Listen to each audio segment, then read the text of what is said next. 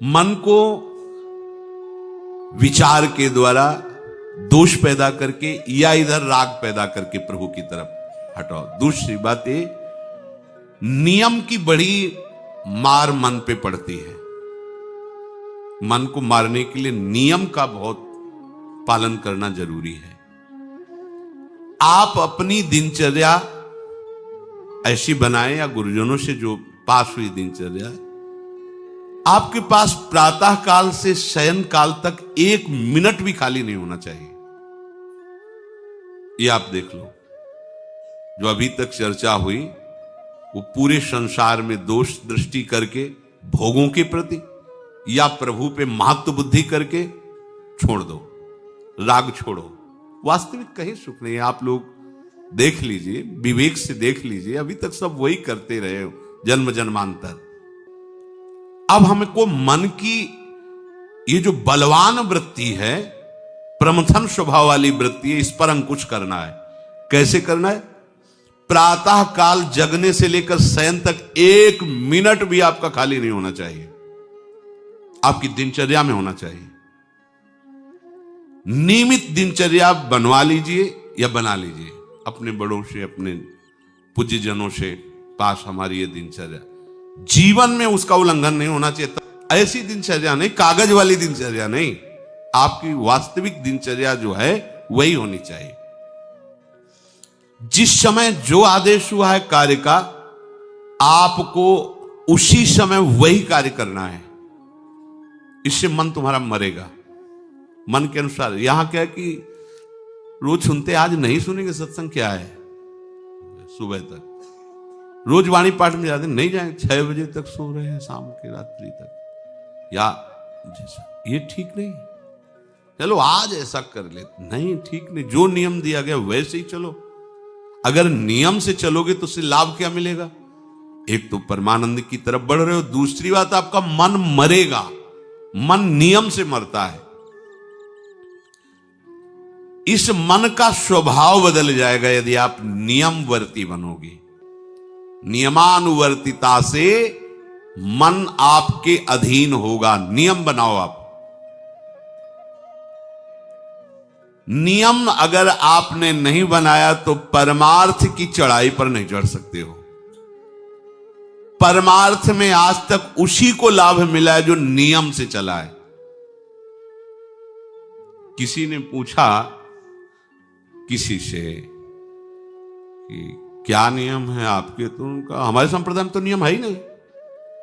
गजब की बात कह दी। यहां का जो नेम है वो प्रेम से शासित है। प्राण चले जाएं पर वो नेम छोड़ सकते हैं? देखो ना, मन क्रम वचन त्रिशुद्ध सकल मत, नेम नहीं है। जो अब कह रहे हैं उसी के अनुसार जीवन चलाना है। प्रियालाल के सुख का नेम, प्रियालाल के नाम जप का नेम। प्रियालाल हमारे यहां कोई नियम ही नहीं, मतलब खाओ पियो पड़े रहो केवल ऐसे। आप समझो, समझ के बोलो, ऐसे किसी को मत बोलो। परमार्थ में आज तक जिसको भी लाभ मिला है और नियम से चलने वाले को प्राप्त हुआ है।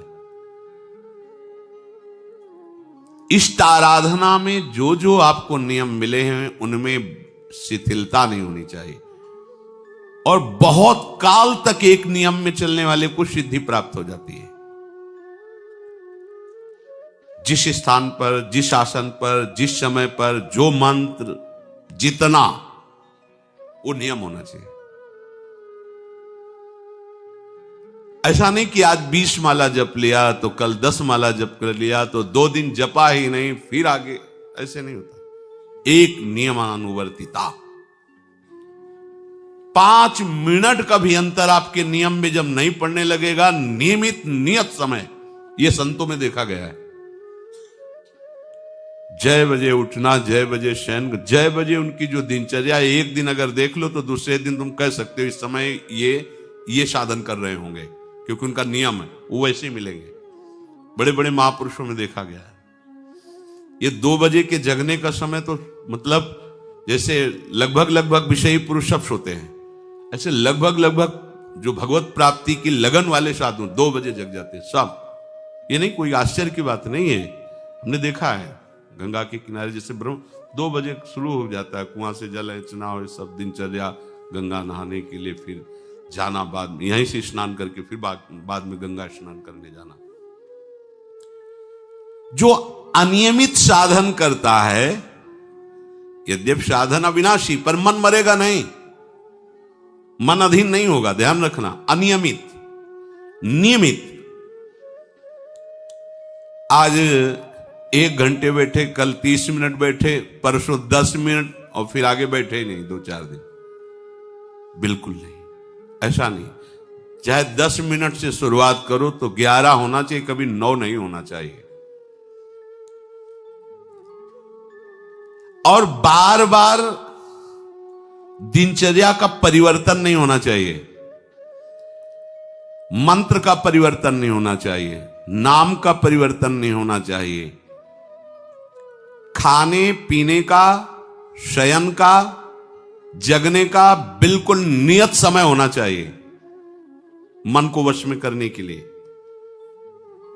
ये जो लोग ने कि जब जहां जैसे आया चिड़िया की तरह चुनते रहते हैं, कुछ लोगों को तो देखा है, यहां तो शासन है, सत्संग में भी बोतल खोली, एक घूंट ऐसे थोड़ी थोड़ी देर पर, अरे मर थोड़ी जाओगे, अमृत बरस रहा है, भगवत चर्चा को उसका पान करो। चिड़िया की तरह कभी ऐसे जेब में डाले, वो रंगीन पुड़ियों नहीं होती ऐसे थैली निकाला, भुजिया चबा 2 पानी, ऐसे मर थोड़ी जाओगे। एक बार भोजन डाल दो, प्राण पोषण होता रहेगा, एक बार नहीं 2 बार से। इसके बाद ज्यादा ये नहीं होना चाहिए, थोड़ा ये पाया, थोड़ा वो पाया, थोड़ा प्रसाद में मिले प्रणाम कर लिया, जरा चख लिया, रख लिया, और जब प्रसाद पाएंगे तब पा लिया। बार बार खान पान से भजन में विक्षेप पहुंचता है। अगर मन को मारना है, भगवत प्राप्ति करना है, तो खान पान का समय, शयन का समय, शयन का समय मानो आप 9 बजे से 2 बजे तक, 9 बजे आप सैया पर होना चाहिए।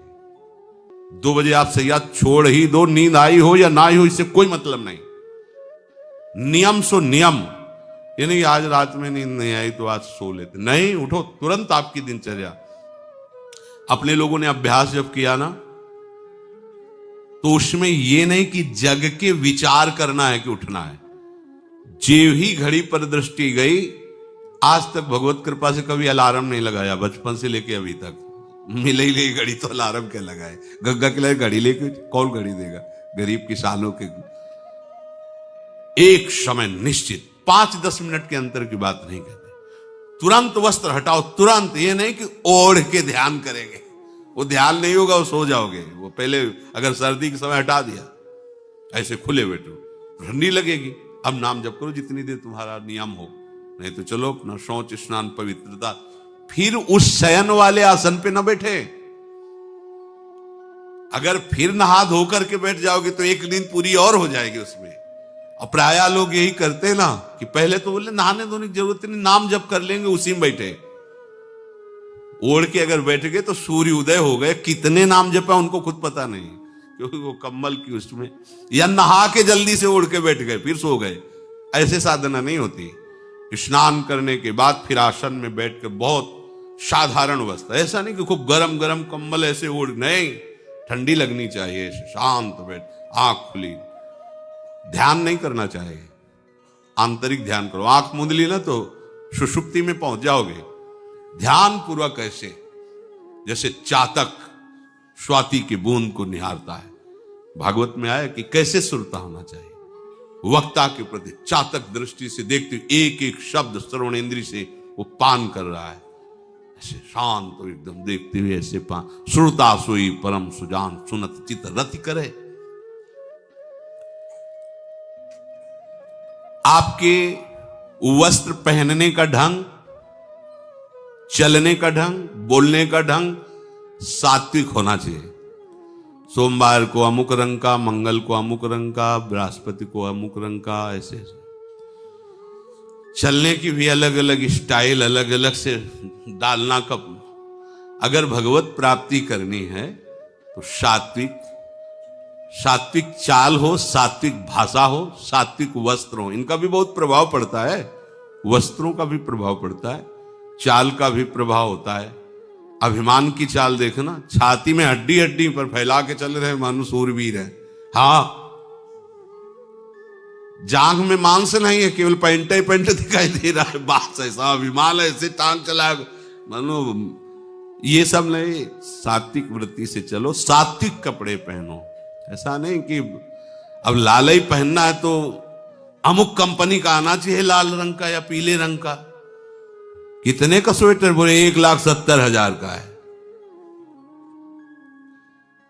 अपना जीवन सात्विक हो, सात्विक वस्त्र भी वस्त्र और हमारा चलना भी सात्विक हो, हमारा बोलना भी सात्विक होना चाहिए। अब इसके बाद उपासक को देखो, ये तो नियमावर्तिता हुई। अपने मन के ऊपर हर समय दृष्टि रखनी। उपासक शब्द इसीलिए है, विषयी पुरुष नहीं रख सकता। उपासक को हर समय मन पर दृष्टि रखना है।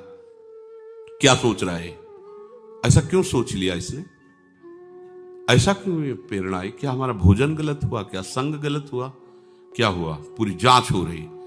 आप सच्ची मानना, प्रारंभिक बात तो अलग है कि मन पूर्वश, नहीं तो ऐसा नहीं है कि काम के विषय में सोचने लगे, ये लोभ के विषय, ऐसा नहीं है। आपका संग गलत हुआ, आपका दर्शन गलत हुआ, आपका गलत श्रवण हुआ, भोजन गलत हुआ तो ही हो सकता है। नहीं, ऐसे नहीं कि भगवत चिंतन की धारा में बीच में काम आ जाए, बीच में क्रोध आ जाए। प्रारंभ में तो ऐसा होता है, लेकिन आगे बढ़े हुए उपासकों को फिर ये दिनचर्या में अपनी जांच करनी, क्या गलत हो गया, आज क्या खाया जो हमारे मन में ऐसे विचार आ रहे हैं, आज किसका संग किया जो हमारे मन में ऐसे विचार आ रहे हैं। यद्यपि बड़ा कठिन है मन की जांच करना, क्योंकि हम मन ही बने हुए हैं, तो जांच क्या करेंगे? जांच तो वो कर सकता है जो थोड़ा मन से अलग हटा है ना, दृष्टा भाव देख रहा है मन को। हम तो मन ही बने हुए हैं, जो वो चाहता है वो हम चाहते हैं। देखो ना, बहुत बातचीत से समझ में आता है। आज हमारी ये खाने की इच्छा है, आज वहां जाने की इच्छा है, तुम्हारी थोड़ी, मन की है। थोड़ा अलग हट करके देखो, फिर उसमें निर्णय करो, सही है या गलत। जो जो विचारों में आप सपोर्ट दे देंगे वो मन के संस्कार बन जाएंगे। आप सपोर्ट नहीं देंगे तो संस्कार नहीं बनेगा। ये बहुत खास बात है। जब आप भजन में बैठे हो, साधन में, या चलते फिरते उठते बैठते, ये जो शास्त्र विरुद्ध गंदी स्फुरणा दे, आप बिल्कुल इसको सपोर्ट मत करना, नहीं ये संस्कार बना देगा। फिर वो आपके न चाहने पर भी आपको परेशान करेगा। और यदि आप बिल्कुल उदासीन रहे, जैसे पागल आदमी पीछे बोलता चला जाए, आप कुछ मत बोलो, वो दूसरी दिशा में चला जाएगा, ऐसे ही मन शांत हो जाएगा आपका। ये आपको फेंकता आप परेशान मत होना, ये फेंकता रहेगा जो उसने जमा किया है, फिर शांत हो जाएगा, फिर नष्ट हो जाएगा, उसका विषय स्फुरण नष्ट हो जाएगा। अगर कहीं मन भगवत संबंधी सलाह दे तो उसको दुलार करना चाहिए, सराहना कर, वाह आज आपने बहुत सुंदर बात।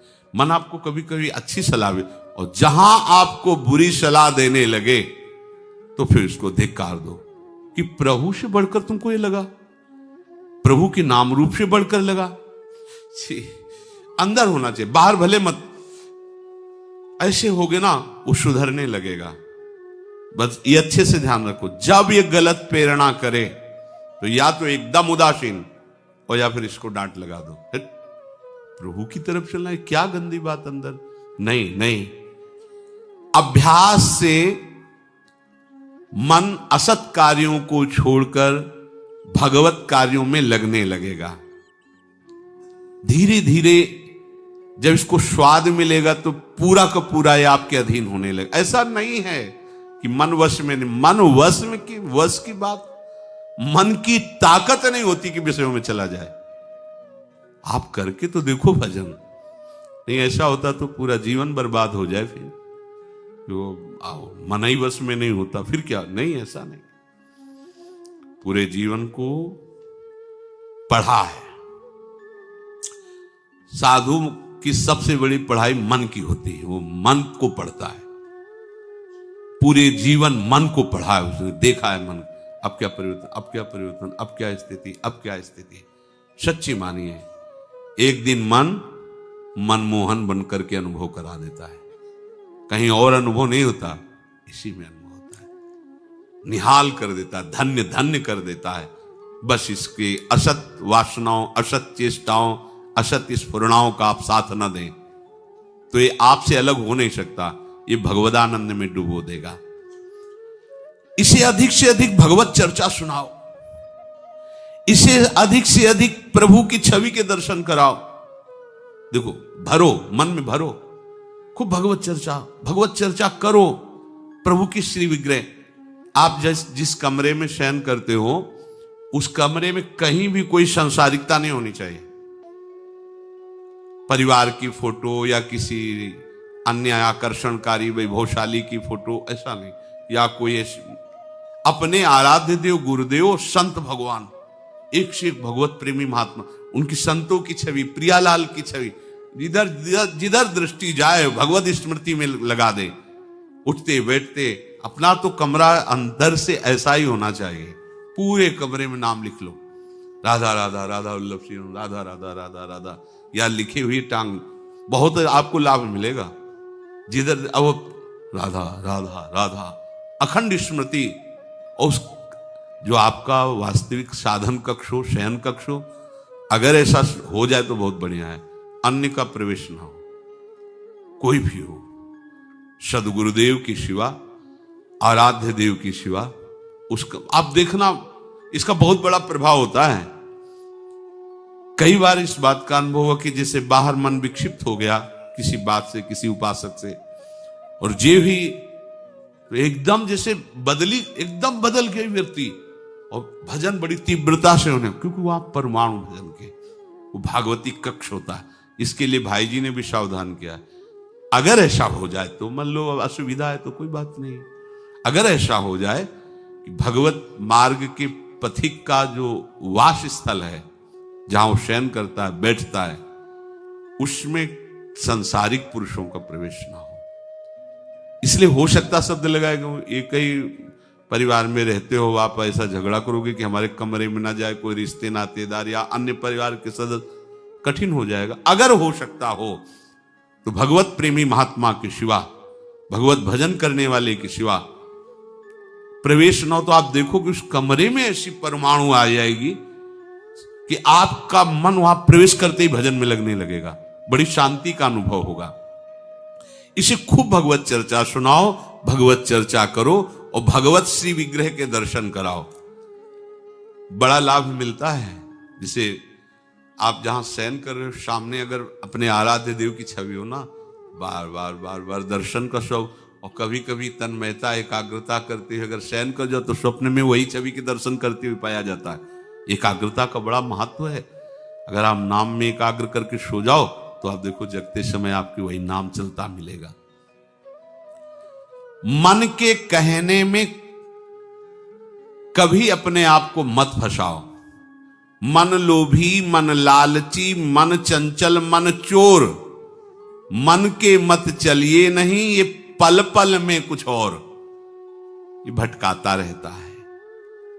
जब तक ये प्रभु की तरफ आपको प्रेरित ना करे तब तक इसको अपना दुश्मन मानकर इसका विरोध ही करते रहिएगा।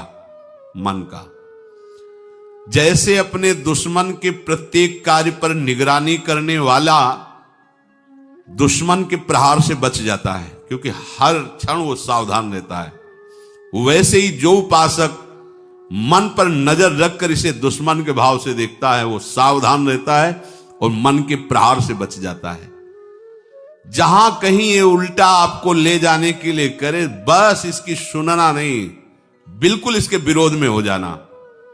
ये बड़ा बलवान है पर तुमसे बड़ा नहीं, ध्यान रखना, ये तुम ही से बलवान है, तुम ही से खा पी के तुम्ही को पटकेगा अगर इसके अनुकूल रहे।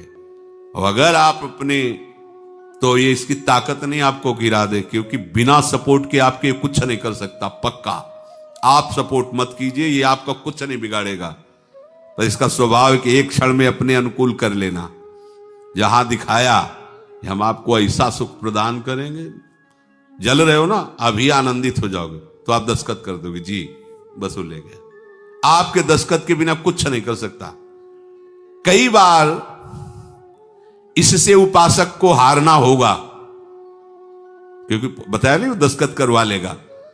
पर तुम साहस मत छोड़ना इसके परास्त करने का। सैकड़ों बार ये हराता है। सच्चा उपासक वही है कि गिर करके, हार करके भी उसको हराने का उत्साह न छोड़े। ये हरा देता है, बहुत बार हरा देता है, क्योंकि पूर्वाभ्यासी बहुत दांव पेच जानता है।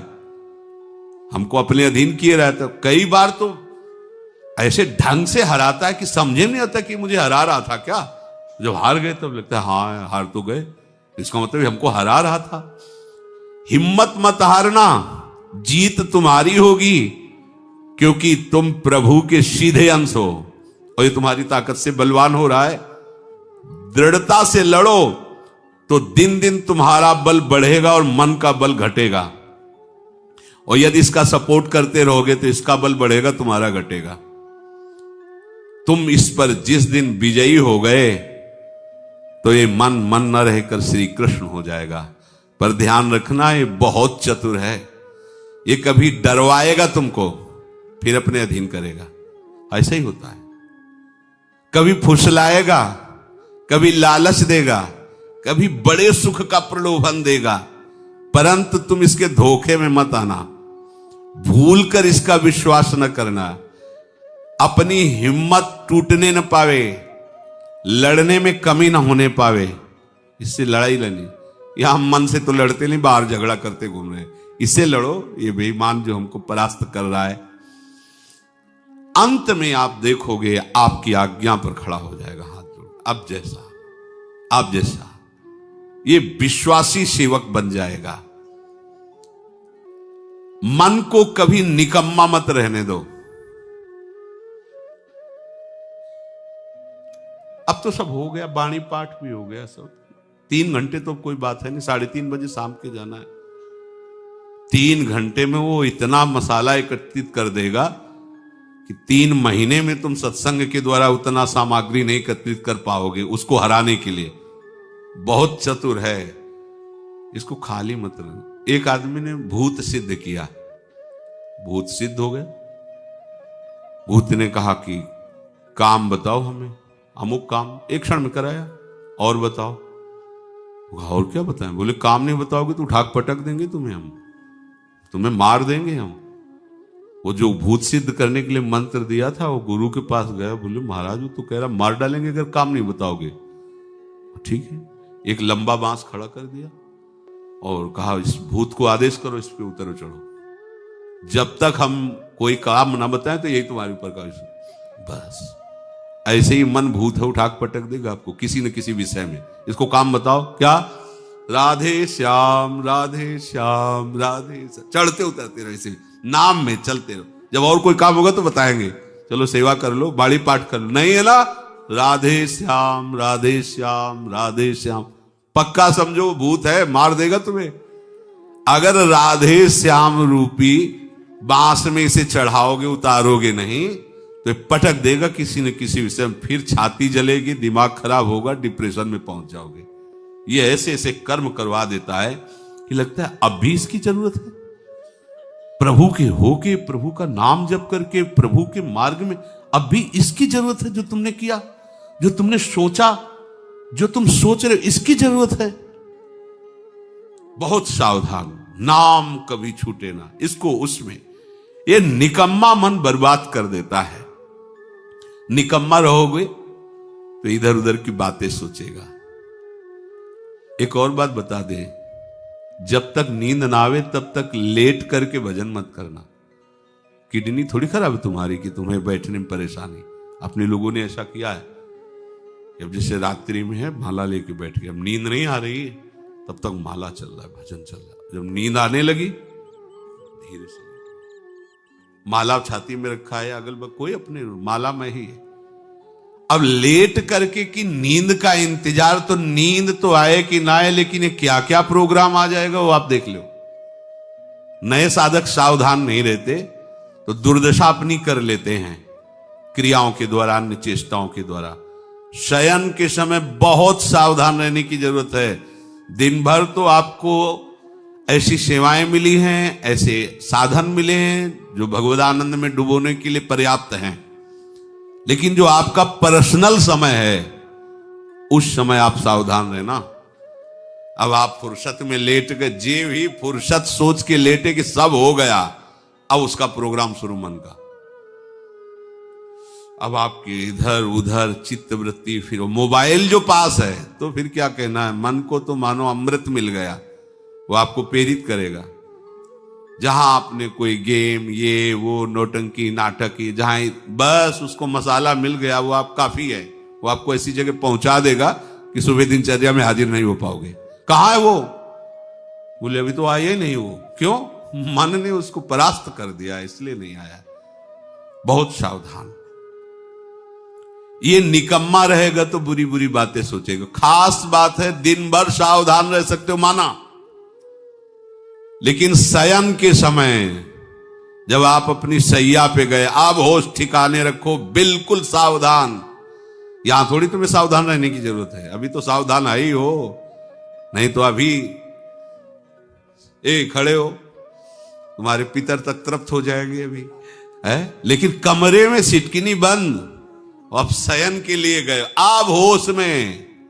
यही होश खो जाते हैं, ध्यान रखना।